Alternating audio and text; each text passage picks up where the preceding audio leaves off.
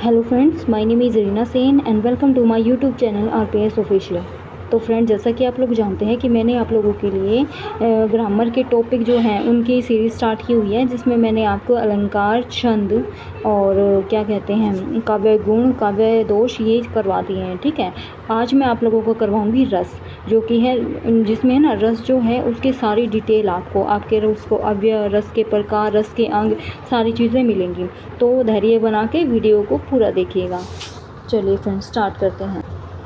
चलिए फ्रेंड्स, देखिए, सबसे पहले मैं आपको बता दूं कि रस होता क्या है। देखिए, रस का शाब्दिक अर्थ है आनंद।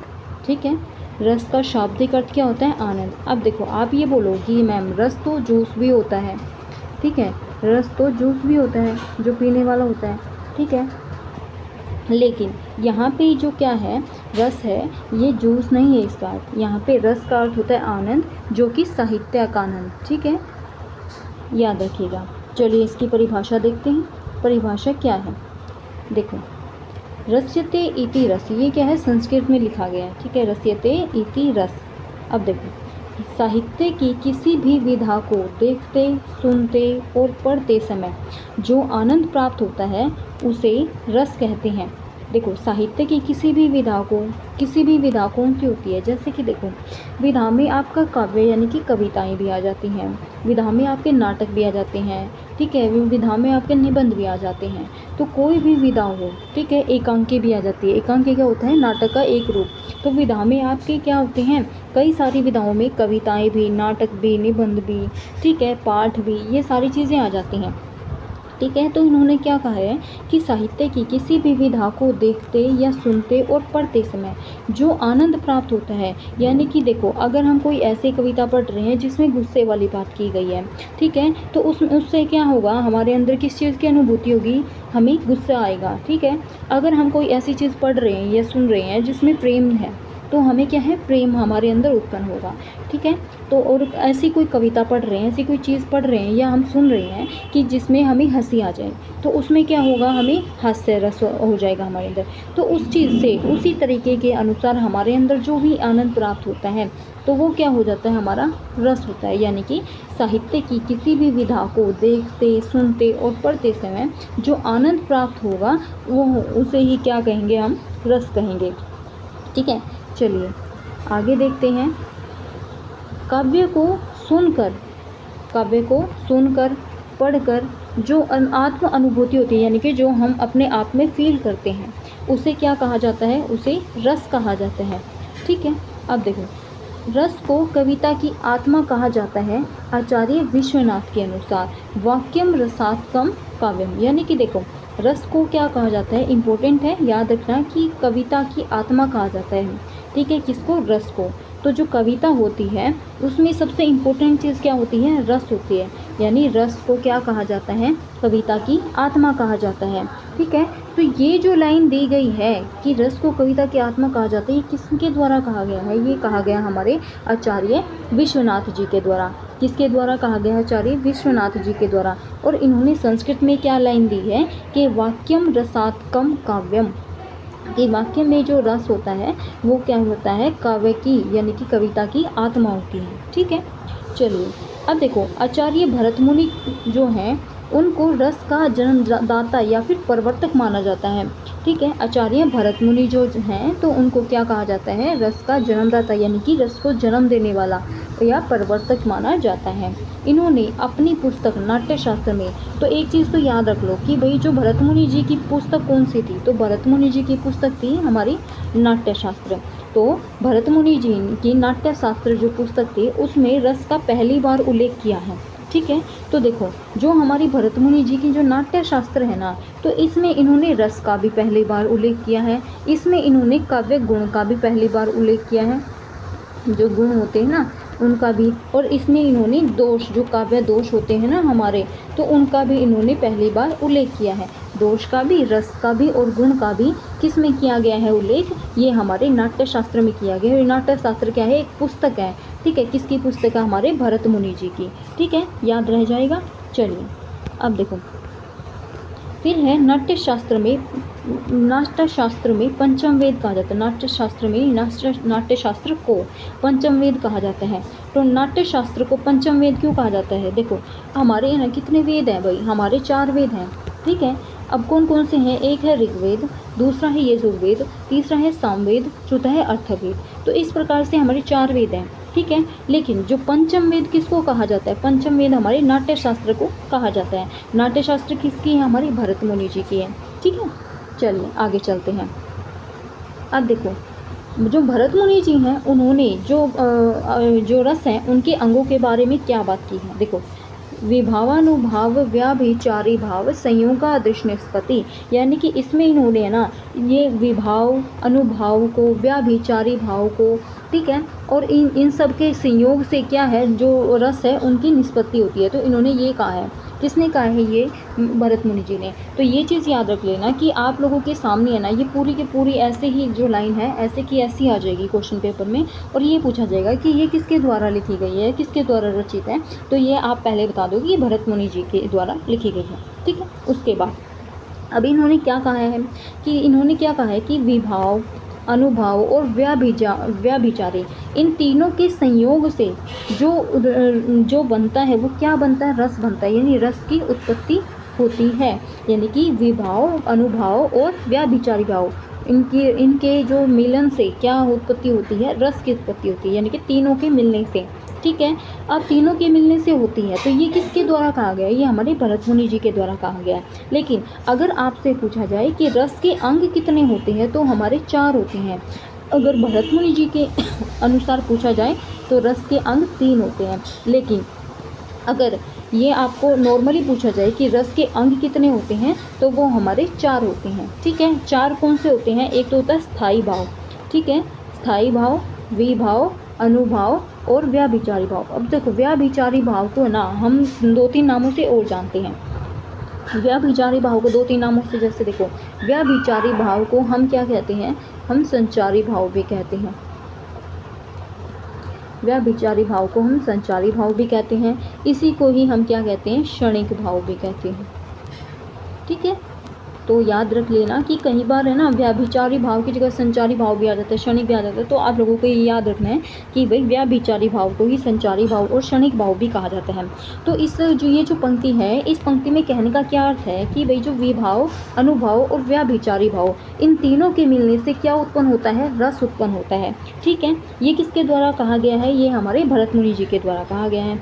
अब वैसे अगर आपसे पूछा जाए कि रसों के अंग कितने हैं, तो रसों के अंग आप बताओगे कि 4 है। कौन कौन से 4 है? स्थायी भाव, विभाव, अनुभाव, व्याभिचारी भाव। लेकिन भरत मुनि के अनुसार आपसे पूछा जाए कि रस के अंग कितने हैं, तो आप बताओगे 3, ठीक है। कौन कौन से 3? विभाव, अनुभाव और व्याभिचारी भाव।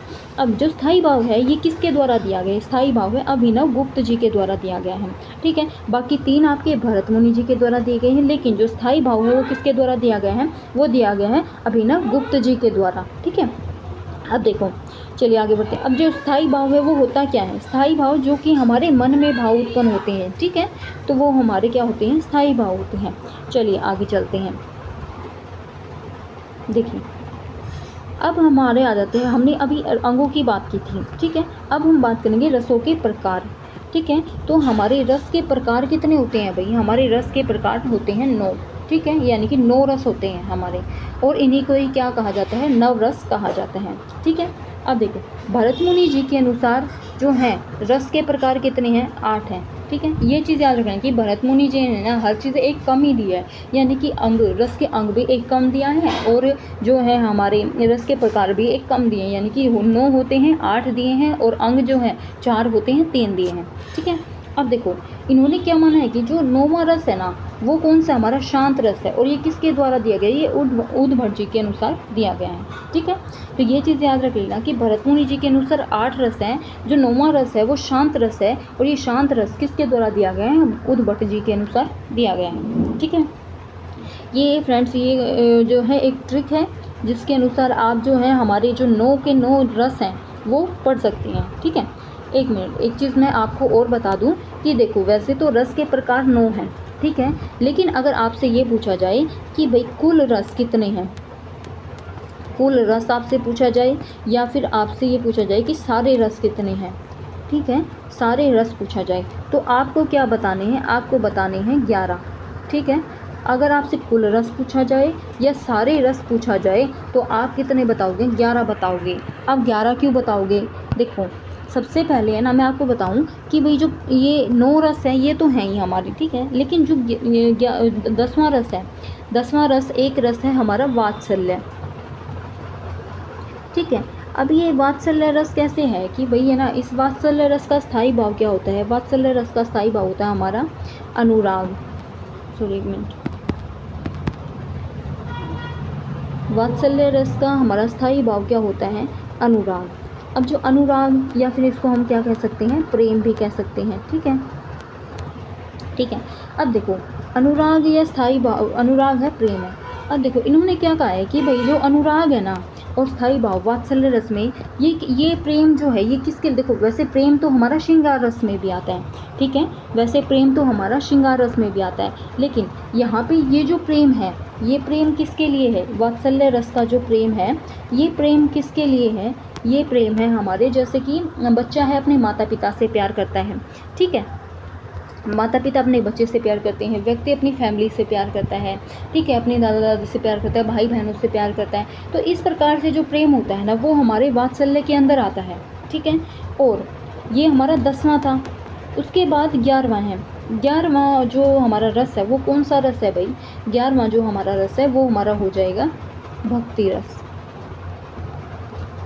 ठीक है। तो 11वां हमारा भक्ति रस हो जाएगा। अब भक्ति रस में क्या है, भक्ति रस में भी प्रेम है, इसका भी क्या है, प्रेम है, लेकिन ये जो प्रेम है ये प्रेम कौन सा है, हमारा भागवत प्रेम है, ठीक है, ये प्रेम कौन सा है, भागवत, यानी कि एक जो भक्त है वो अपने भगवान के प्रति जो प्रेम करता है उसको हम भक्ति रस में कह सकते हैं। वात्सल्य रस क्या होता है कि कोई व्यक्ति अपने माता पिता के अनुसार जो प्रेम करता है उसको हम वात्सल्य के अनुसार कह सकते हैं, लेकिन दोनों का है स्थायी भाव तो प्रेम ही है ना, तो इसीलिए इन दोनों को है ना गिना नहीं जाता, किसमें, रसों के प्रकार में ज़्यादा महत्व नहीं दिया जाता, लेकिन होते ये दो भी हैं। अगर आपसे ये पूछा जाए कि रसों के कुल प्रकार कितने हैं तो रसों के कुल प्रकार आप 11 लिखोगे, लेकिन अगर आपसे खाली ये पूछा जाए कि रसों के प्रकार कितने हैं तो आप 9 लिखोगे। आगे समझ में, चलिए अब हम ये जो 9 हैं उनमें से जो 9वां प्रकार है वो हमारा शांत रस है, उद्भट जी ने दिया है, और जो 8 प्रकार है ये हमारे भरत मुनि जी के द्वारा है, ठीक है। चलिए अब हम इनको पढ़ते हैं। रसों की संख्या 9, ठीक है, कितनी है हमारी रसों की संख्या, 9 है, ठीक है। चलिए पढ़ते हैं।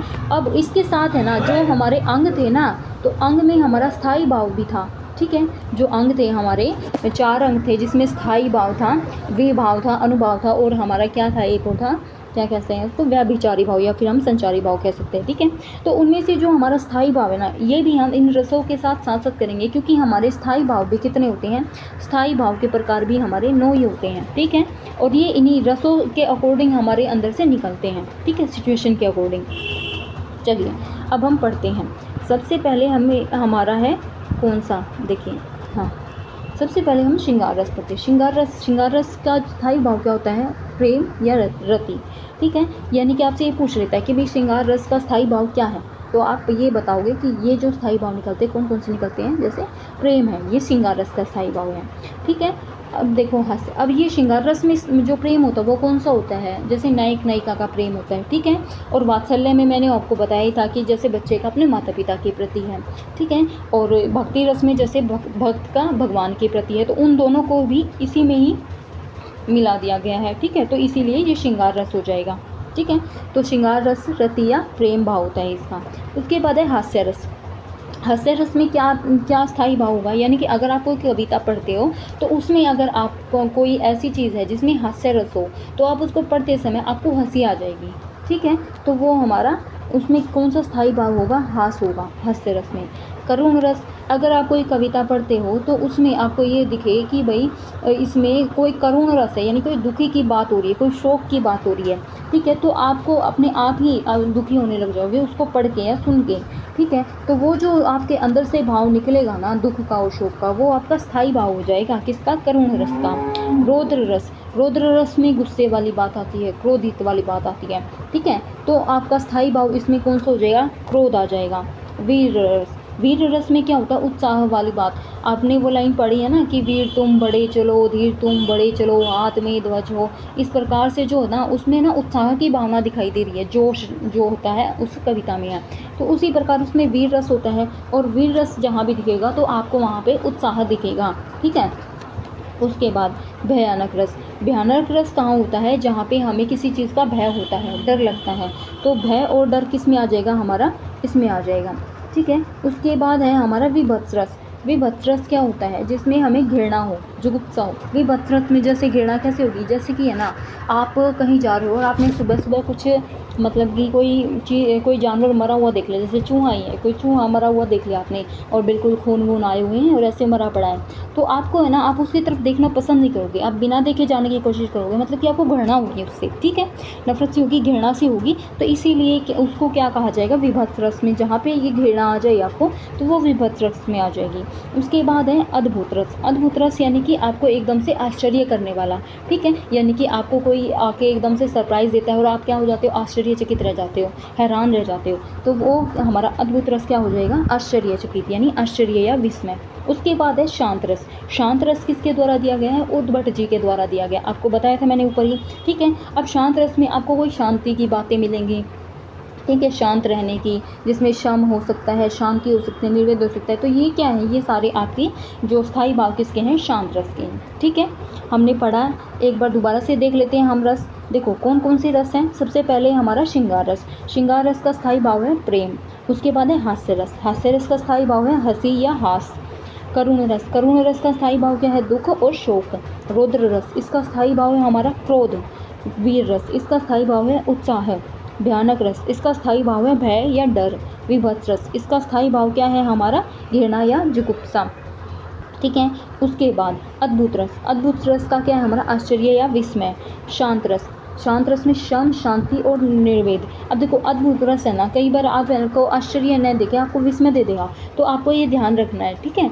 अब देखो नोट क्या है कि भाई रसराज, राजा, रसों का राजा किसको कहा जाता है, हमारे श्रृंगार रस को कहा जाता है। अगर आपसे पूछे कि रसराज किसे कहा जाता है, तो रसराज हमारा श्रृंगार रस होता है, यानी कि सबसे इंपॉर्टेंट ये माना जाता है, इनका राजा माना जाता है सारे सारे रसों का, ठीक है। अब देखो मैंने आपको यही बातें आपको ऊपर बता दी थी मैंने, पर एक बार फिर से आप लोग पढ़ लो। देखो जो हमारे वात्सल्य रस है, 10वां रस हमारा कौन सा है, वात्सल्य रस। जो मतलब वात्सल्य रस है, इसमें क्या है, इसमें इसका स्थायी भाव हमारा अनुराग है या प्रेम स्नेह है, ठीक है, जैसे मैंने आपको बताया था, ठीक है। और ये जो है वात्सल्य रस, ये हमारे विश्वनाथ जी द्वारा दिया गया है, ठीक है। वात्सल्य रस किसके द्वारा दिया गया है, विश्वनाथ जी द्वारा दिया गया है। उसके बाद है हमारा भक्ति रस। भक्ति रस किसके द्वारा दिया गया है, भक्ति रस जो है देव गोस्वामी के द्वारा दिया गया है। भक्ति रस जैसे भगवत विषय पर मैंने आपको बताया था कि जैसे एक भक्त होता है, वो अपने भगवान के प्रति जो प्रेम दिखाता है उसको भक्ति रस में आ जाएगा, उसका स्थायी भाव कौन सा हो जाएगा, भक्ति, ठीक है। तो हमारा ये हमारे क्या हो जाएंगे, ये हमारे रसों की संख्या हो जाएंगी, ठीक है। आपसे ये पूछा जाए कि रस होते कितने हैं, तो रस हमारे 8 होते हैं, ठीक है। अगर आपसे ये पूछा जाए कि जो भरत मुनि के अनुसार 8 होते हैं और वैसे होते हैं हमारे 9, ठीक है। अगर आपसे ये पूछा जाए कि कुल रसों की संख्या, अगर कुल रसों की संख्या पूछी जाए तो हमारे 11 हो जाएंगे, ठीक है। चलिए अब आगे चलते हैं। अब आ जाते हैं हमारे रसों के अंग पे। तो जो मैंने आपको बताया था कि रसों के अंग कितने होते हैं, हमारे रसों के अंग होते हैं 4, ठीक है। 4 कौन कौन से होते हैं भाई, पहले हम पढ़ते हैं, ठीक है। भरत मुनि जी के अनुसार विभाव, अनुभाव और व्याभिचारी भाव के मिल जाने से रस की उत्पत्ति होती है। मैंने आपको बताया था कि जो भरत मुनि हैं उनके अनुसार ये 3 भाव कौन कौन से, विभाव हैं, अनुभाव और व्याभिचारी भाव, अगर ये तीनों मिल जाएंगे तो हमारे रस की उत्पत्ति होगी, ठीक है। ये हमारे किसके अनुसार है, भरत मुनि जी के अनुसार है। अब जो व्याभिचारी भाव है, इसको ही क्षणिक भाव भी कहा जाता है और इसी को ही संचारी भाव भी कहा जाता है, मैंने आपको ये चीज़ बताई थी, ठीक है। अब देखो 3 तो ये भाव हो गए, चौथा भाव हमारा कौन सा होता है, या चौथा भाव या अंक कह सकते हैं, ठीक है, स्थायी भाव होता है। अब ये स्थायी भाव किसके द्वारा दिया गया, आचार्य अभिनव गुप्त के द्वारा दिया गया है, ठीक है, याद रहेगा। चलिए आगे चलते हैं। एक चीज़ ये हम पढ़ते चलेंगे, देखो नोट करके क्या दिया हुआ है कि हमारे हृदय में सुषुप्तावस्था में छिपे भाव कौन से कहलाते हैं, स्थायी भाव कहलाते हैं। सुषुप्तावस्था में कैसे, कि जैसे भाई हम है ना हमारे अंदर है ना कोई ऐसे भाव छुपे होते हैं जो कि है ना जब कोई सिचुएशन आती है ना हमारे सामने वो तभी निकलते हैं। जैसे कि है ना आपको मतलब कि कोई ऐसी बात हो जाती है कि भाई जिससे आपको क्रोध आ जाता है, तो आप क्या है एकदम से क्रोधित हो जाते हो, गुस्सा हो जाते हो, उसकी तरह क्या करने लगते हो, अपना बिहेवियर करने लगते हो। ठीक है, तो ये हमारा किस में हो जाएंगे, ये हमारे स्थायी भाव हो जाएंगे। अब ये छिपे होते हैं। छिपे क्यों होते हैं? क्योंकि हम हर टाइम में हर तरीके के भाव नहीं निकालते ना, जब हमें हमारी ज़रूरत पड़ती है तभी हम उस भाव को निकालते हैं। ठीक है, तो इसीलिए हमारे हृदय में क्या होते हैं, ये सुषुप्तावस्था में यानी सोए हुए होते हैं। ठीक है, लेकिन जब हम कोई चीज़ पढ़ते हैं, कोई चीज़ सुनते हैं, तो उसके अकॉर्डिंग हमारे अंदर भाव जागृत होने लगते हैं। ठीक है, और ये किसके जैसे होते हैं, ये हमारे विभाव, अनुभाव और जो व्याभिचारी भाव है या फिर संचारी भाव है, वो तीनों मिलके एक रस की उत्पत्ति करते हैं। और वो रस जब हमें दिखाई पड़ता है, सुनाई पड़ता है, तो उसके अकॉर्डिंग हमारा जो स्थायी भाव है वो जागृत हो जाता है। लेकिन उससे पहले ये क्या होते हैं, छिपे भाव होते हैं। और ये क्या है, हमारे हृदय में सुषुप्तावस्था में होते हैं, यानी सोए हुए होते हैं, सोने की अवस्था में। ठीक है, अब देखो आगे हम करेंगे विभाव। ठीक है, स्थायी भाव मैंने आपको बता दिए, स्थायी भाव हमारे 9 होते हैं और हमने वो काउंट भी किए हैं। ठीक है, अब देखो अब आता है हमारा विभाव। विभाव क्या होते हैं, स्थायी भाव के उत्पन्न होने के कारण साधन विभाव हैं।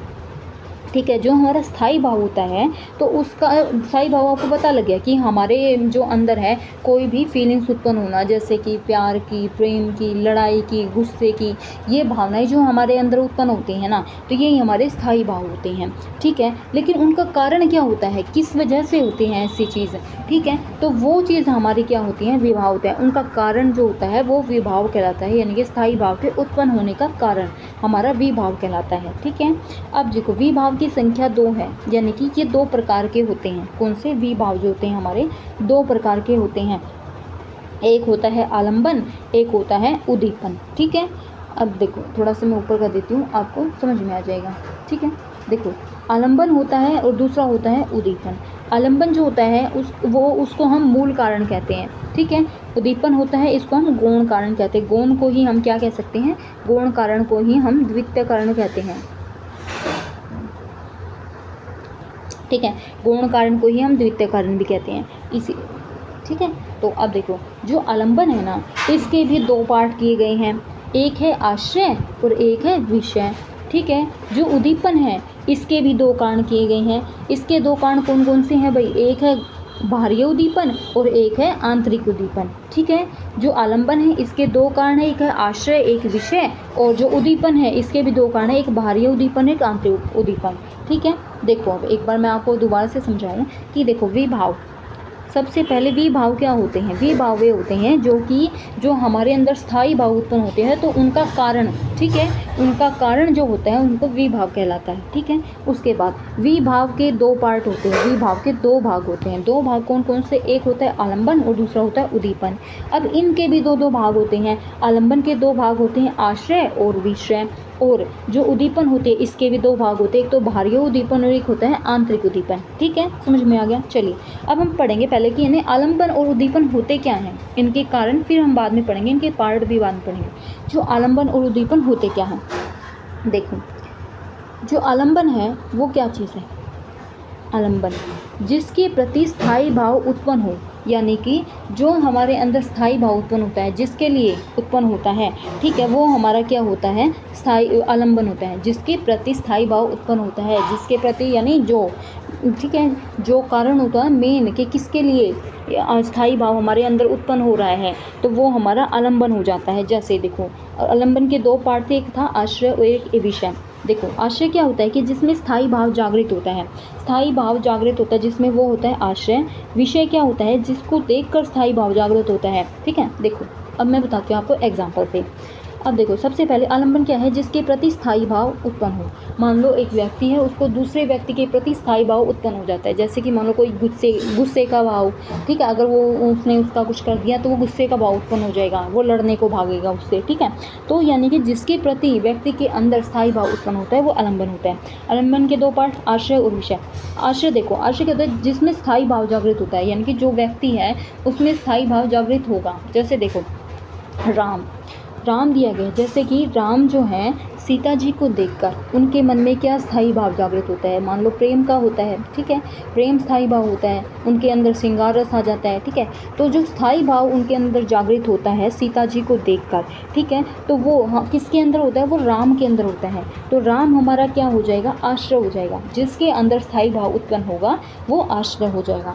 जैसे मैं हूँ, ठीक है, मेरे अंदर क्या है? जैसे मैंने किसी चीज़ को देख लिया, जैसे मैंने सांप को देख लिया, तो उसको देख के मेरे अंदर क्या भाव उत्पन्न होगा? डर का उत्पन्न होगा। मैं डरूंगी उससे, ठीक है। तो अगर मैं उससे डरूंगी सांप से, तो मेरे अंदर क्या भाव उत्पन्न हुआ? मेरे अंदर डर का भाव उत्पन्न हो गया। तो मैं क्या हूँ? आश्रय हूँ। जिसमें स्थायी भाव जागृत होता है वो क्या होता है? आश्रय होता है, ठीक है। अब देखो विषय क्या होता है कि जिसको देख कर स्थायी भाव जागृत हो। अब जो राम है, राम ने सीता को देखा और सीता को देखकर उनके अंदर प्रेम का भाव जागृत हुआ, ठीक है। तो वो क्या हो जाएंगे? जिसको देखकर, किसको देखकर? सीता को देखकर। तो सीता क्या हो गई? विषय हो गई, ठीक है। सांप है, अब मैं जो हूँ, मैंने सांप को देखकर मैं डरी हूँ, ठीक है, सांप को देखकर डर गई हूँ। तो सांप क्या हो गया? सांप भी हमारा विषय हो गया, ठीक है। किसको देखकर? सांप को देखकर। जिसको देखकर स्थायी भाव जागृत हो वो हो जाता है विषय, और जिसके अंदर स्थायी भाव जागृत हो वो हो जाता है हमारा आश्रय, ठीक है। आई होप आपको समझ में आया होगा। चलिए आगे बढ़ते हैं। हाँ देखो, उद्दीपन क्या होता है? आलंबन का तो हमें पता लग गया, आलंबन क्या होता है। उद्दीपन का क्या होता है कि भाव को बढ़ाने या उद्दीप्त करने वाले तत्व, यानी कि जो फीलिंग्स हमारे मन में चल रही होती है उनको और ज़्यादा बढ़ाने वाले, ठीक है। तो वो हमारे क्या होते हैं? वो हमारे उद्दीपन होते हैं। जैसे सुगंधित वायु, एकांत और सुंदर उद्यान। सुगंधित वायु है, सुंदर उद्यान है, मतलब कि देखो, अगर वायु चल रही है तो ठीक है, अच्छी बात है, वायु चल रही है, लेकिन अगर वो वायु सुगंधित हो जाए, ठीक है, उसमें खुशबू आने लग जाए, तो वो क्या हो जाएगा? एक तरीके से सोने पे सुहागा, यानी कि उस चीज़ को, जो हमें वायु अच्छी लग रही थी उस चीज़ को और ज़्यादा बढ़ा रही है, ठीक है। तो ये हमारी क्या हो जाएगी? ये हमारा उद्दीपन हो जाएगा। सुंदर उद्यान देख लो, सुंदर उद्यान में क्या होता है कि उद्यान क्या होता है? एक तरीके का पार्क, ठीक है। पार्क में नॉर्मल पार्क होगा, लेकिन अगर वो और सुंदर हो तो हमारे अंदर में और अच्छी चीज़ें उत्पन्न होंगी कि भाई और अच्छी चीज़ें हैं, ठीक है। तो ये मतलब कि जो उद्यान है वो अच्छा है, ठीक है, सुंदर है, तो और ज़्यादा हमारी जो मन की भावनाएं हैं वो उसके लिए मतलब कि अच्छी दिखेंगी, ठीक है। तो ये हमारे उद्दीपन होते हैं, यानी कि भावों को बढ़ाने या उद्दीपित करने वाले तत्व जो होते हैं हमारे उद्दीपन कहलाते हैं। अब जो उद्दीपन, अब देखो बाहरी उद्दीपन क्या होता है कि भाई यह वह भाव है जो आलंबन के आसपास का वातावरण या परिस्थितियाँ होती हैं, यानी कि आसपास का वातावरण यानी प्राकृतिक वातावरण। जैसे कि मान लो मैंने आपको बताया था कि भाई राम है, राम जो है, राम ने सीता को देखा और देख के उनके मन में क्या हो गया? भाव उत्पन्न हो गया, किस चीज़ का? प्रेम का, ठीक है। अब राम ने देखा तो सीता को, लेकिन अगर राम ने कोई ऐसे वातावरण में देखा हो कि वहाँ पे एक अच्छा सा क्या हो? पार्क हो, ठीक है, खूब, फिर वहाँ पार्क में क्या है? हवाएं चल रही हो सुगंधित, ठीक है, हवाएं चल रही हो, तो जो सीता जी उनके बाल बाल उठते हों तो उनके मन में और जो क्या है, जो प्रेम है वो जागृत होगा, ठीक है। अगर मान लो वो पार्क में ना, कहीं और ऐसी जगह पे हों, जैसे कि रात में बिल्कुल सुंदर सी रात हो, और क्या होगा हैं, अच्छे अच्छे म्यूज़िक बजते हों, ठीक है, रोमांटिक सॉन्ग बजते हों, तो वो चीज़ें क्या होंगी? वो चीज़ें राम के प्रेम को और जागृत करेंगी, ठीक है, उसको और बढ़ावा देंगी। तो ये जो काम होता है, ये जो चीज़ें होती हैं, ये हमारी क्या होती हैं? उद्दीपन होती हैं, बाहरी उद्दीपन, यानी कि बाहर की चीज़ें जो होती हैं वो उनको, उनके प्यार को और बढ़ाने में क्या करेंगी? वो करेंगी, मतलब कि और बढ़ाने में उनका उद्दीपक जो है देंगी, ठीक है। जैसे कि देखो, यह वह भाव है जो आलंबन के आसपास का वातावरण या परिस्थितियाँ होती हैं जो भावों को और अधिक तीव्र करती हैं, यानी तेज़ करती हैं, बढ़ाती हैं। जैसे चांदनी रात, कोयल का बोलना, ठीक है। तो ये हमारे क्या हो जाएंगे? बाहरी उद्दीपन हो जाएंगे, यानी बाहर के, प्राकृतिक के, ठीक है। आंतरिक उद्दीपन देखते हैं। आंतरिक उद्दीपन क्या होते हैं कि भाई जो यह वह भाव है जो किसी व्यक्ति या वस्तु पर आधारित होते हैं, ठीक है, जिसके कारण भाव जागृत होता है। दूसरे शब्दों में कहें कि यह वह विषय है जिसके कारण भाव उत्पन्न होता है, यानी कि उनके आंतरिक भाव जो उत्पन्न होते हैं, तो वो हमारे क्या होते हैं? वो हमारे आंतरिक उद्दीपन होते हैं, ठीक है। अब देखो, आपको समझ में आया होगा कि भाई जो हमारे भाव होते हैं वो कौन कौन से, कैसे कैसे होते हैं। चलिए आगे बढ़ते हैं। हमारे रस के, मैंने ना मतलब कि दो बता दिया आपको, एक बता दिया स्थायी भाव, एक बता दिया विभाव। अब मैंने आपको जो रस के आगे इनको ना ऐसी डेफिनेशन दी है जो कि अगर आपके एग्ज़ाम में आए तो आप आसानी से पहचान जाओगे, ठीक है। तो मैंने आपको ये पहले डेफिनेशन लिख दी, बाकी मैं अनुभाव और जो आपका व्याभिचारी या संचारी भाव है वो इसके बाद करवाती हूँ। देखो स्थायी भाव, स्थायी भाव की डेफिनेशन क्या है कि यह भाव आश्रय के हृदय में स्थायी रूप से रहता है। ठीक है, आश्रय यानी कि जिसके अंदर ये जागृत होते हैं तो उनके हृदय में स्थायी रूप से रहता है। इनकी संख्या कितनी होती है? 9 होती है। ठीक है, मैंने आपको बताई है, रसों की संख्या भी 9 होती है और जो हमारे स्थायी भाव हैं इनकी संख्या भी 9 ही होती हैं। विभाव, विभाव क्या होते हैं? स्थायी भाव का जो कारण होता है उसे ही विभाव कहते हैं। यानी कि स्थायी भाव जो स्थायी भाव जो है हमारे मन में उत्पन्न होता है तो उसका जो रीज़न होता है, कारण होता है, उसको ही क्या कहते हैं? स्थायी भाव कहते हैं। इसके 2 भेद होते हैं, आलंबन और उद्दीपन। और जो आलंबन के भी 2 भेद होते हैं, आश्रय और विषय, और उद्दीपन के भी 2 भेद होते हैं, बाहरी उद्दीपन और जो आंतरिक उद्दीपन। ठीक है, उसके बाद ये तो हमने पढ़े। अब जो अनुभव है, देखिए अनुभव क्या है कि आश्रय में रस उत्पन्न होने की दशा में शारीरिक, मानसिक, वाचिक चेष्टाओं में परिवर्तन होता है, वह अनुभव कहलाता है। यानी कि देखो रस तो उत्पन्न हो गई, ठीक है, स्थायी भाव तो उत्पन्न हो गए व्यक्ति में, ठीक है, लेकिन वो हमें दूसरे लोगों को या हमें कैसे पता लगेगा कि इसके अंदर ये भाव उत्पन्न हुआ है? ठीक है, तो वो चीज़ हमें अगर पता लगे तो वो हमारा अनुभव होता है। ठीक है, संचारी भाव थोड़े समय के लिए उत्पन्न होने वाले भाव संचारी भाव कहलाते हैं। इनकी संख्या 33 होती है। देखो अब हम करेंगे अनुभाव, अनुभाव को डिटेल में करते हैं। चलिए, हमने क्या किया है? हमने स्थायी भाव और विभाव कर लिए, अब हम करेंगे अनुभाव। देखिए चलिए स्टार्ट करते हैं। जो अनुभाव है, अनुभाव होते क्या हैं? यानी आश्रय की आंतरिक चेष्टाएं। आश्रय की आंतरिक चेष्टाएं क्या होती हैं? यानी कि जो उनके अंदर की जो चीज़ें हैं वो बाहर कैसे निकल के आती है, लोगों को कैसे पता चलता है कि उनके अंदर कौन सा अनुभव है। देखो अनुभाव को ही हम अनुभव भी कह सकते हैं, तो इसमें आप ये कंफ्यूज मत होना कि यहाँ पे ये गलत है। ठीक है, तो अनुभाव को ही हम अनुभव भी कह सकते हैं। ठीक है, अब देखो पढ़ते हैं। ठीक है, इससे ये पता चलता है कि आश्रय में रस की उत्पत्ति होने लगी है। यानी कि ये जो अनुभव है अगर ये किसी में उत्पन्न हो गया तो हमें ये पता चलेगा कि जो आश्रय है जिसके अंदर स्थायी भाव जगह है तो वो उसके अंदर जगने लगा है या उत्पन्न होने लगा है। तो ये हमें पता लग जाता है किससे? अनुभव से।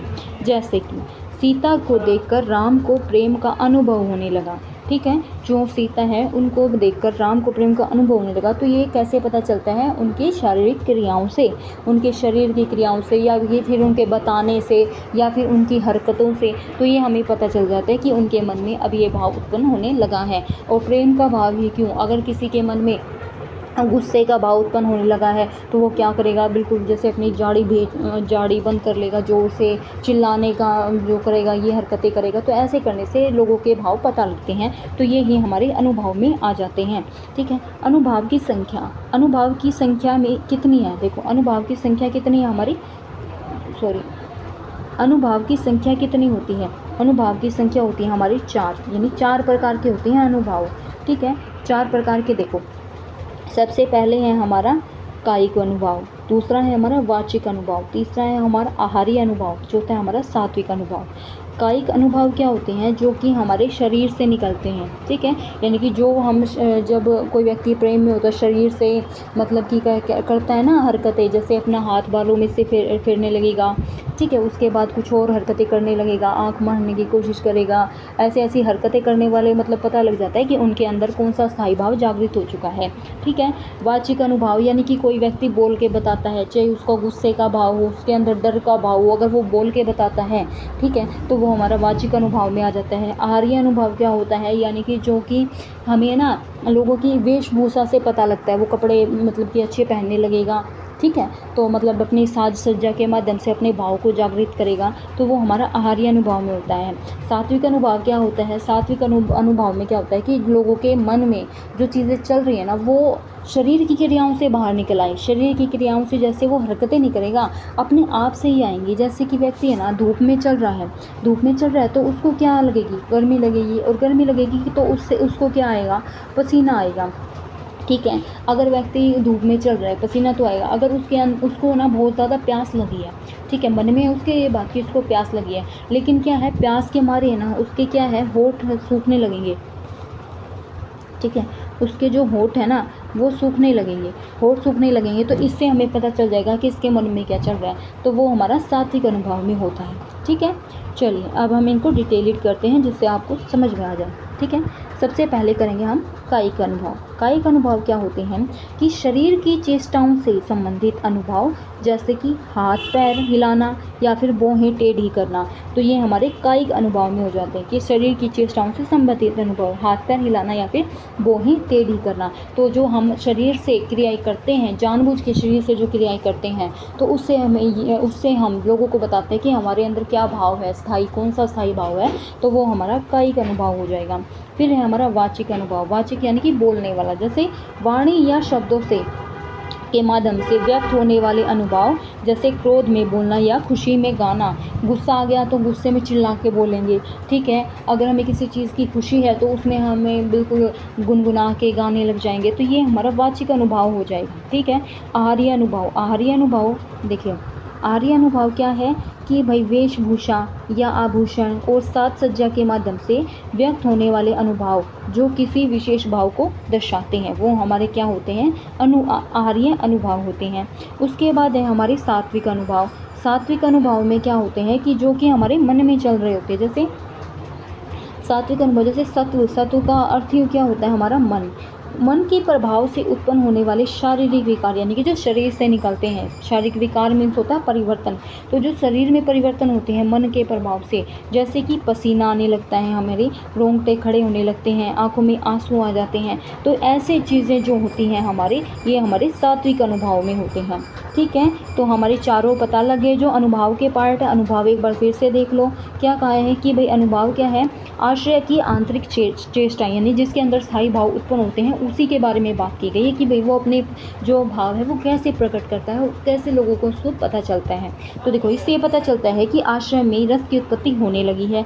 सीता को देखकर राम को प्रेम का अनुभव होने लगा। कैसे अनुभव हुआ वो उसको ही पता है भाई।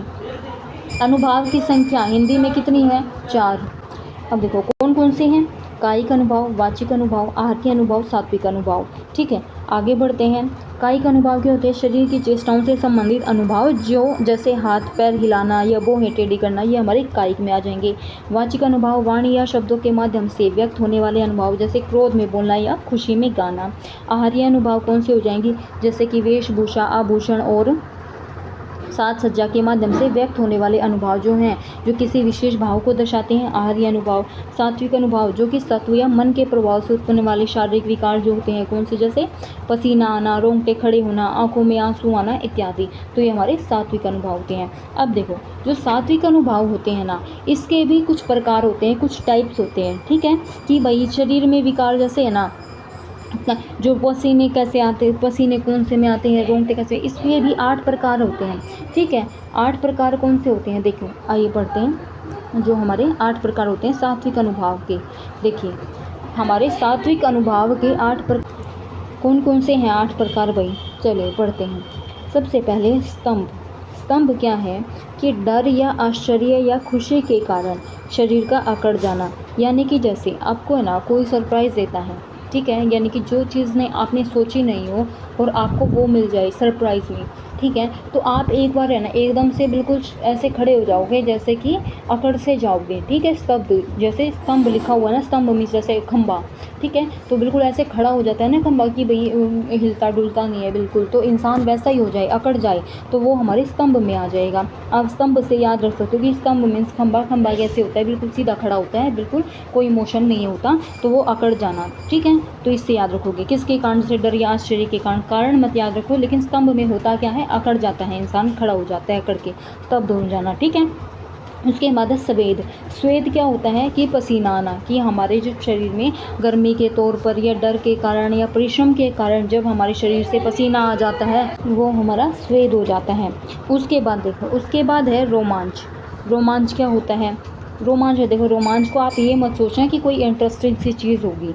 रोमांच का मतलब होता है रोंगटे खड़े होना, ठीक है, यानी कि खुशी के कारण, डर के कारण, उत्तेजना के कारण जो भी हमारे रोंगटे खड़े हो जाते हैं, यानी कि डर के कारण ही मान लो कि हमें ना कोई हमारे सामने जैसे जानवर, ऐसा भयानक जानवर है जिससे हमें बहुत ज़्यादा डर लग रहा है और वो हमारे सामने आ जाता है एकदम, और फिर क्या उसको देख के हमारे रोंगटे खड़े हो जाते हैं, ठीक है, ऐसा फील करते हैं बिल्कुल डर से, तो वो हमारा क्या हो जाता है, हमारा रोमांच हो जाता है।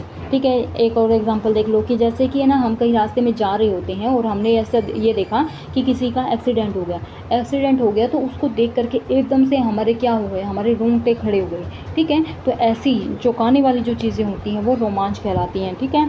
स्वर भंग में क्या होता है, आवाज़ का लड़खड़ाना, यानी कि स्वर, यानी जो हमारे स्वर होते हैं हम बोलते हैं, और भंग मीन्स भंग होना, टूटना, आवाज़ का लड़खड़ाना और टूट जाना, ये हमारे क्या होते हैं, स्वर भंग में आ जाएंगे, जो डर, क्रोध या दुख के कारण होता है।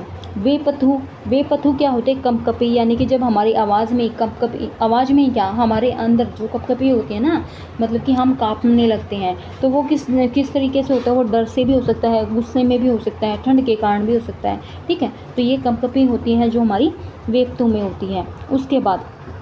उसके बाद हमारा व्यवर्ण जो होता है ये भी इम्पोर्टेंट है, ये भी पेपर में इम्पोर्टेंट सारे ही हैं फ्रेंड्स, ऐसा कोई भी चीज़ नहीं है इसमें कि भाई जो मैं आपको ये बता दूँ ये कम इम्पोर्टेंट है। ठीक है, इम्पोर्टेंट सारे ही हैं। व्यवर्ण क्या होता है कि चेहरे का रंग उड़ जाना, जैसे कि ऐसी चीज़ हो गई हो जो आपने सोचा भी नहीं था, जैसे कि मतलब कि किसी चीज़ का रिज़ल्ट आया हो और भाई वो रिज़ल्ट में हो गए हो आप फेल, तो क्या है, हमें ये मतलब कि उम्मीद थी कि भई ना हम उसमें पास होंगे, लेकिन अचानक से रिज़ल्ट में उसका अपोज़िट आया, तो क्या हो गया, हमारे चेहरे का रंग उड़ गया। तो ये इसीलिए कहा गया कि चेहरे का रंग उड़ना किस में हो जाता है, व्यवर्ण में। लेकिन मैं ये चाहती हूँ कि भैया आप सभी लोग पास हो जाओ, कोई भी नहीं रुके, आपका सभी लोगों का क्लियर हो जाए। ठीक है, तो ये मत सोचना कि मैम ऐसे बोल रही है, जस्ट एग्जांपल के लिए मैंने आपको बताया था। उसके बाद है अश्रु का मतलब आंसू आना, यानी कि देखो आंसू मतलब दुख या खुशी के कारण या जैसे भी आए, लेकिन अश्रु का मतलब होता है आंसू आना। ठीक है। प्रलय में बेहोशी या चेतना का लोप, जो अत्यधिक दुख के कारण या भय या प्रेम के कारण होता है, तो बेहोशी होना प्रलय में हो जाता है। देखो हम इसको ना इनके वर्ड से भी थोड़ा बहुत याद कर सकते हैं, जैसे कि पहले है स्तंभ का मतलब क्या होता है, एक खंभा होता है जो कि सीधा खड़ा होता है, बिल्कुल भी हिलता डुलता नहीं है, ना मोशन करता है, तो मोशन में नहीं होता तो वो चीज़ अकड़ जाती है। तो ऐसे ही इंसान भी जैसे अगर सीधा खड़ा हो जाए और कोई मोशन ना करे और वो बिल्कुल ही अकड़ जाए, तो वो हमारे स्तंभ में आ जाएगा। स्वेद क्या होता है, पसीना आना, जो कि हमारे गर्मी में या डर के कारण आ जाते हैं। रोमांच क्या होता है, रोंगटे खड़े होना। स्वर भंग, यानी कि जो हमारी आवाज़ है अगर वो क्या हो जाए, भंग हो जाए, टूटने लगे, लड़खड़ाने लगे, तो वो हमारे स्वर भंग में हो जाएगा। वेपथु में कंपकपी, हमारे शरीर पे कंपकपी चढ़ने लगती है, यानी कांपने लगते हैं हम, तो वो ठंड के कारण भी हो सकता है। ठीक है, और वो किस चीज़ के, डर के कारण भी हो सकता है। ठीक है। उसके बाद है व्यवर्ण क्या होता है कि भाई चेहरे का रंग उड़ जाना। ठीक है। अश्रु क्या होता है, आंसू आ जाना। ठीक है। और प्रलय होता है हमारा बेहोशी या चेतना का लोप होना। ठीक है। अब हमारे क्या, अब ये जो होंगे ये हमारे सात्विक अनुभव हो गए। सात्विक अनुभव 8 प्रकार के होते हैं, वो मैंने आपको बताया था। ठीक है। अब चलते हैं, अब हम करते हैं संचारी भाव। हमने कौन कौन से भाव किए हैं भाई, हमने भाव किए हैं, सबसे पहले हमने किया है स्थाई भाव। ठीक है, स्थाई भाव कर लिया। उसके बाद हमने किए विभाव। ठीक है, विभाव। उसके बाद हमने किए विभाव में मैंने आपको बताया था कि भाई 2 भाव होते हैं ना, आलंबन और उद्दीपन। आलंबन के भी 2 होते हैं, आश्रय और विषय, और उद्दीपन के भी बाहरी और आंतरिक उद्दीपन होते हैं। ठीक है। उसके बाद मैंने आपको कराए अनुभाव। ठीक है, क्या कराए, अनुभाव। ठीक है, अनुभाव हो गया। अनुभाव के बाद अब हम करेंगे संचारी भाव। संचारी भाव भी कहते हैं इसको, व्याभिचारी भाव भी कहते हैं, और इसको क्षणिक भाव भी कहते हैं। और ये बहुत ही इजी होता है फ्रेंड्स, इसको है ना, ये यूज़ भी कम आता है हमारे, इसमें यूज़ भी कम होता है, क्वेश्चन पेपर में भी कम आया हुआ है। ठीक है। देखो संचारी भाव क्या होते हैं, ये भाव स्थायी भाव के साथ साथ संचरण करते हैं, यानी कि उनके साथ साथ चलते हैं। किसके, स्थायी भाव के साथ साथ संचरण करते हैं, उनके साथ साथ चलते हैं। संचरण का मतलब होता है साथ साथ चलना। ठीक है। स्थायी भाव, जो हमारे मन में भाव उत्पन्न होते हैं तो उनके साथ साथ चलते हैं। कौन से, संचारी भाव। यह क्षण भर के लिए होते हैं, यानी कि थोड़ी सी देर के लिए होते हैं। एक भाव उत्पन्न हुआ और वो मतलब कि वो थोड़ी देर में ही चला गया और फिर से दूसरा भाव उत्पन्न हो गया, तो ये क्षण भर के लिए होते हैं संचारी भाव। इन्हें व्यभिचारी भाव या क्षणिक भाव भी कहा जाता है, ये मैंने आपको बताया ही है। इनकी संख्या कितनी होती है, इनकी संख्या हमारी 33 होती है। कितनी होती है, 33। उसके बाद संचारी भाव जो है संचरणशील, मैंने आपको ऊपर बताया, संचरण का मतलब होता है साथ साथ चलना, एवं चंचल मनोवृत्तियों के द्योतक होते हैं। ठीक है। देखो जैसे अब मैं आपको बताऊं कि क्या संचारी भाव क्या होते हैं। एग्जाम्पल के थ्रू कि जैसे कि मान लो आपने देखा आप जंगल में हो, जंगल में आपको क्या मिला, जंगल में आपको सांप मिला। उससे क्या हुआ, उससे आप डर गए बहुत ज़्यादा। अब जो सांप से आप डर गए बहुत ज़्यादा, तो डरने के बाद क्या हुआ, आपने ना कुछ मतलब कि पहले तो आप डर गए, डरने के बाद फिर आपने सोचा कि भाई ऐसे डरने से काम नहीं चलेगा, कि कुछ ना कुछ करना पड़ेगा। तो वो या तो पहले क्या करता है, उससे भागने की कोशिश करता है खुद, ठीक है, या फिर क्या करता है कोई मतलब कि वो डर का भाव थोड़ा सा चला गया और फिर दूसरा भाव आ गया कि अब इसको भगाना है, या तो खुद जाना है, बचना है। अब इससे बचने के लिए वो क्या करता है, इधर उधर ढूंढने लगता है कि कोई लकड़ी वकड़ी पड़ी हो, वो मिलने के बाद फिर उसको भगाने लगता है, ऐसे करके थोड़ा सा छींक करके उसको मतलब भगाने लगता है अपने से दूर, ठीक है। तो वो दूसरा भाव हो जाता है। फिर क्या होता है, फिर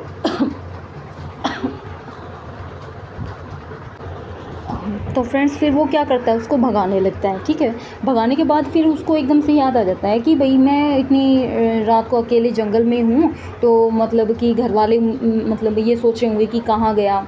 तो वो दूसरा भाव याद करने लगता है कि घर पे सब ठीक होंगे या नहीं। तो वो चीज़ें हैं ना, वो चीज़ें क्या है, एक भाव चला जाता है, दूसरा भाव आ जाता है, फिर दूसरा चला जाता है, तीसरा भाव आता है। तो ऐसे ऐसे जो भाव ये थोड़ी थोड़ी देर के लिए आते जाते हैं, ये हमारे संचारी भाव में आ जाते हैं, ठीक है। और इनकी संख्या 33 है, तो काफ़ी सारे भाव हैं छोटे छोटे कि क्षण भर के लिए आते हैं और फिर चले जाते हैं। तो इस प्रकार से हमारे संचारी भाव कहलाते हैं, ठीक है। तो फ्रेंड्स यहाँ पे हमारा जो है रस का टॉपिक मैंने आपको कंप्लीट करवा दिया है, ठीक है। अगर आपको कोई डाउट हो ना, तो आप कमेंट सेक्शन में लिख देना ताकि मैं उसको देखूं और आपको क्लियर कर दूं, ठीक है। और देखो अब है ना, ये मैंने आपको रस का टॉपिक कंप्लीट करवा दिया। अब इससे रिलेटेड जो क्वेश्चन है जो हमारे पेपर में आए हुए हैं वो देखते हैं। चलिए थोड़ा छोटा कर देती हूँ ताकि आप लोगों को आसानी से दिखे। देखो सबसे पहले ये देखो कि भाई झलकी भरी भाल कने जल की, पुटी सुखी गई मधुरा धरवे, पलकू कपती पुलकित पलकू पसिजती जाती।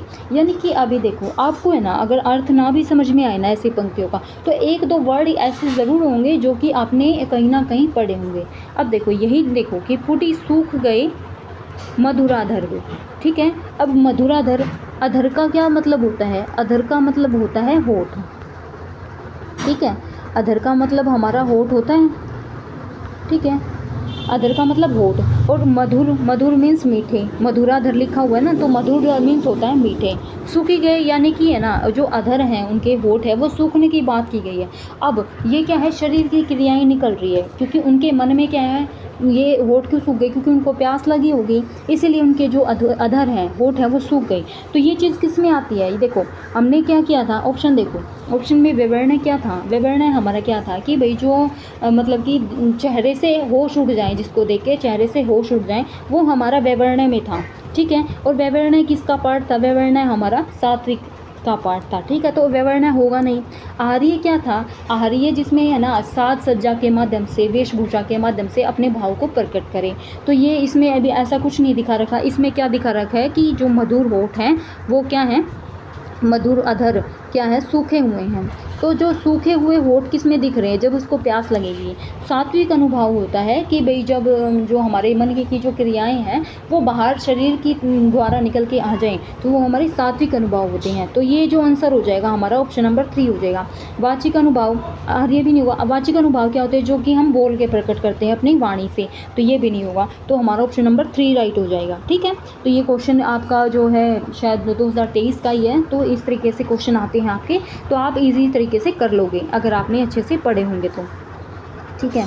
अब देखो रसाव्यम में संदर्भ में असंगत विकल्प चुनिए। असंगत विकल्प चुनना, अब इनमें से यानी कि गलत वाला। देखो विभावों के अभाव में स्थायी भाव सुषुप्त अवस्था में रहते हैं। मैंने आपको बताया है, मैंने आपको नोट करके भी लिखवाया था कि भाई जो विभाव हैं, तो विभाव के अभाव में अगर विभावों की कमी हो जाए तो उसमें स्थायी भाव सुषुप्त अवस्था में रहते हैं, ठीक है। तो ये बिल्कुल ठीक है, क्योंकि अगर विभाव पूरे होंगे तो उसमें क्या होगा, तो ही हमारे जो स्थायी भाव है वो जागृत होंगे। अगर विभाव की कमी हो जाएगी तो स्थायी भाव जागृत नहीं होंगे, ठीक है। तो ये ठीक है। उसके बाद है अनुभावों में अनुभावों के माध्यम से रसास्वादन की सूचना प्राप्त होती है। अनुभाव के माध्यम से, जैसे कि अनुभाव के पार्ट मैंने आपको बताई कि कायिक है, वाचिक है, आहार्य है, ठीक है, और सात्विक है। तो अगर ये भाव उत्पन्न होंगे बाहर, तभी हमें ये पता लगेगा कि इस व्यक्ति के अंदर ये भाव उत्पन्न हुए हैं, क्योंकि वो शरीर से निकलेंगे क्रियाएं, या वो करके बताएंगे, बोल के बताएंगे, ठीक है। तो उसी से ही हमें क्या है, सूचना प्राप्त होती है कि इसके अंदर ये भाव है। तो ये भी बिल्कुल ठीक है।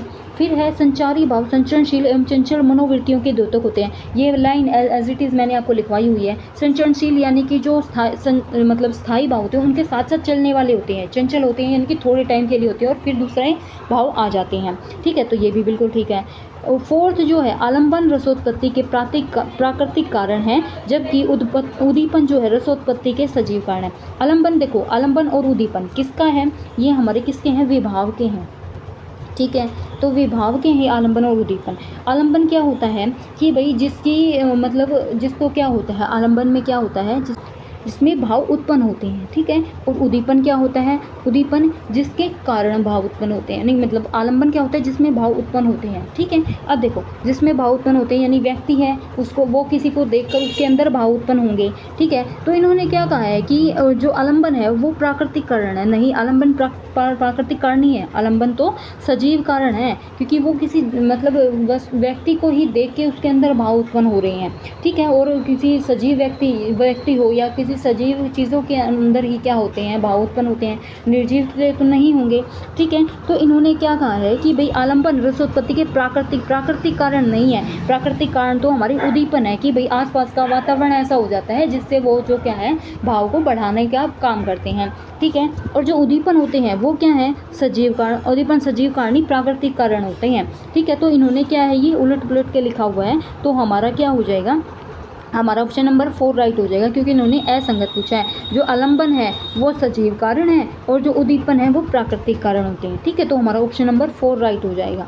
चलिए नेक्स्ट वाले क्वेश्चन पे चलते हैं। नेक्स्ट क्वेश्चन क्या कह रखा है कि मैं सत्य कहता हूँ सके सुकुमार मत जानो मुझे, कि वो क्या कहता है कि मैं सत्य कहता हूँ सके सुकुमार मत जानो मुझे, यमराज से भी युद्ध में प्रस्तुत सदा मानो मुझे। उपयुक्त पद्यांश में कौन सा रस प्रयुक्त हुआ है। ठीक है, तो अभी हमें ये बताना है, वीर रस, रौद्र रस, श्रृंगार रस, करुण रस। देखो अब इन्होंने क्या कहा है कि यमराज से भी युद्ध में प्रस्तुत सदा मानो मुझे, कि भाई वो अपनी वीरता की बात कर रहा है कि भाई है ना, मैं ऐसा हूँ कि मैं मुझे कम मत समझो, मैं क्या है यमराज से भी युद्ध में जीत सकता हूँ। ठीक है, तो इस प्रकार से वो अपनी क्या बात कर रहा है, कोई गुस्से की बात कर नहीं रहा है कि जिसमें क्रोध आया हुआ है उसको, वो तो आराम से बता रहा है कि मैं, और अपनी सखी मतलब कि अपने दोस्त मित्र से बता रहा है कि मैं सत्य कहता हूँ सके सुकुमार मत जानो मुझे, यमराज से भी युद्ध में प्रस्तुत सदा मानो मुझे। रौद्र रस कोई भी लड़ाई वगैरह की क्रोधित की बात नहीं हो रही है। श्रृंगार रस प्रेम की भी बात नहीं हो रही है। करुण रस कोई दुख की भी बात नहीं हो रही है। वीर रस है क्योंकि यहाँ पे किसी उत्साह की बात हो रही है। ठीक है, तो ये हमारा वीर रस हो जाएगा। चलिए नेक्स्ट क्वेश्चन देखते हैं। नेक्स्ट क्वेश्चन है हमारा कि भाई एक मिनट, हाँ नेक्स्ट क्वेश्चन देखते हैं कि बतरस लालच लाल की मुरली धरी लुकाए, सोह करे भौनी हंसे देन कहीं नटी जाए। उपयुक्त पद्यांश में अनुभाव का कौन सा भेद प्रयुक्त हुआ है। तो देखो ये कायिक, आहार, ये वाचिक और सात्विक, ये किसके हैं, अनुभाव के, और अनुभाव ही इन्होंने पूछा है। अब देखो क्या पूछा है कि इन पंक्ति में कौन सा अनुभाव है। बतरस लालच लाल की यानी कि बात जो श्री कृष्ण हैं उनसे बात करने के लालच में, ठीक है, जो गोपियां हैं उनकी मुरली को लुका लेती हैं, मतलब छुपा लेती हैं। ठीक है, सोह करे भोनी हंसे यानी कि वो सो खाती हैं, यानी कि कसम खाती हैं वो कि हमारे पास नहीं है, लेकिन बोहनी हंसे, लेकिन उन्होंने जानबूझ के वो छुपाई हुई थी। तो उनकी जो बोहें हैं वो इस प्रकार से मतलब व्यक्त कर रही हैं कि भाई हाँ, कि भाई उन्हीं के पास है। देन नहीं नट जाए, देन कहीं नट जाए, और देने को कहे तो वो मना कर देती हैं कि हमारे पास नहीं है। कौन, जो गोपियाँ हैं। ठीक है, तो इसमें अनुभाव बताना है। देखो कायिक अनुभाव जो कि शरीर से होता है, ठीक है, लेकिन वो कायिक अनुभाव जो है उसमें क्या होता है, जो व्यक्ति जानबूझ के करता है, यानी कि जानबूझ के अपने शरीर की जो क्रियाएं हैं वो करता है। इसमें तो ऐसा नहीं है, जानबूझ के नहीं कर रहे हैं वो। लेकिन वाचिक अनुभाव में वो बोल के बताना होता है। अभी ये बोल के बता रहे हैं कि मना भी कर रहे हैं कि देने को कहें तो मना कर देते हैं। उनकी जो मुरली जो वो छुपोली सौं भी खाती हैं बोल के। तो इस प्रकार से कौन सा भाव है हमारा, वाचिक अनुभाव, बोल के करते हैं। आर्य अनुभाव क्या होता है, जिसमें साज सज्जा के माध्यम से होता है, आभूषण के माध्यम से होता है। तो ऐसा भी कुछ भी नहीं है। सात्विक अनुभाव जो मन से क्रियाएं निकलती, जैसे पसीने आना, ठीक है, तो ये भी नहीं है, तो हमारा ऑप्शन नंबर 2 राइट हो जाएगा। ठीक है, तो इस प्रकार से क्वेश्चन है फ्रेंड्स, आपके क्वेश्चन जो है यहीं पर ही फिनिश होते हैं। ठीक है, तो आई होप आपको वीडियो अच्छी लगी होगी, समझ में आई होंगी चीज़ें। जो ना समझ में आए आप कमेंट बॉक्स में लिख सकते हैं। ठीक है, और भाई अगर आपको वीडियो अच्छी लगी है तो कमेंट बॉक्स में ये भी लिख के बताइएगा कि अच्छी लगी है। ठीक है, और अपने दोस्तों के पास शेयर कीजिएगा, वीडियो को लाइक कीजिएगा और चैनल को सब्सक्राइब कीजिएगा। Thank you.